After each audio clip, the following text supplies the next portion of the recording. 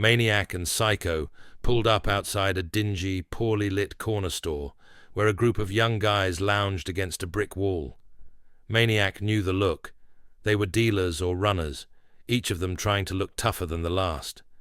He stepped out of the car, and Psycho followed, the two of them walking up to the group with a confidence that only men who held the power of life and death could exude. "What's good, fellas?" Maniac said, his voice slick and smooth.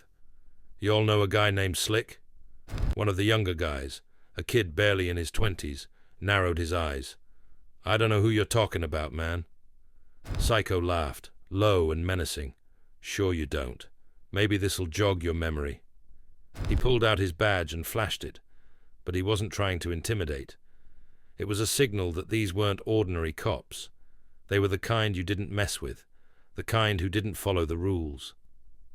The kid hesitated, glancing nervously at the others, then finally nodded toward the back of a nearby alley. "He was down there earlier, playing dice. Don't know if he's still there, though." "Good man," Maniac said, patting the kid's shoulder in a mock-friendly way. "Now get lost." The group scattered, and Maniac and Psycho slipped into the alley. The dim light from a flickering street lamp barely illuminated the shadows, but they knew this was Slick's spot. They moved quietly, their steps light on the cracked pavement, until they caught sight of their target. Slick was leaning against the wall, talking low with a couple of other guys, a cheap bottle of liquor clutched in one hand. "Slick!" Maniac called out, his voice echoing in the alley. Slick looked up, his face freezing as he recognized the two men approaching him. He straightened up, trying to hide his fear, but Maniac could see the flicker of panic in his eyes. "Long time no see," Psycho said, his hand resting casually on his holstered gun. "Let's talk."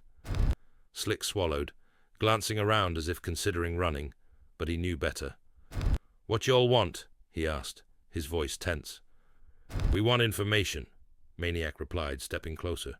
"About Remy and his stash. We know you were close to him, so don't play dumb." Slick shook his head, holding up his hands. "I don't know nothing about that. Remy kept that stuff close to the chest. He didn't tell me." Before he could finish, Maniac's hand shot out, grabbing Slick by the collar and slamming him against the wall. "Don't waste our time," Maniac snarled, his voice dripping with menace. "Remy's dead, and if you don't want to end up like him, you're going to tell us where he hid his stash." Slick's eyes darted to Psycho, who stood just a few feet away, watching with cold, silent interest. Slick licked his lips, his face pale. Aight. I heard he had a spot over on Orchard Street, an old trap house he used sometimes. That's all I know, I swear." Maniac studied Slick's face, trying to gauge the truth. He tightened his grip, then finally let go, leaving Slick gasping for air. "Good boy," Maniac said, brushing off his hands. "But if you're lying, we'll be back, and next time we won't be so nice." Slick nodded frantically, stumbling backward as Maniac and Psycho turned to leave. They walked back to the car, neither man saying a word until they were inside, the doors closed. Psycho grinned as he started the engine. "Orchard Street, huh? Think he's telling the truth?" "Only one way to find out," Maniac replied, leaning back with a satisfied smile. "If there's a stash there, that's our next payday. And if Sondo's anywhere near it, he's as good as dead." They cruised through the darkened streets, a sinister determination pulsing between them. For them, this was more than just another job.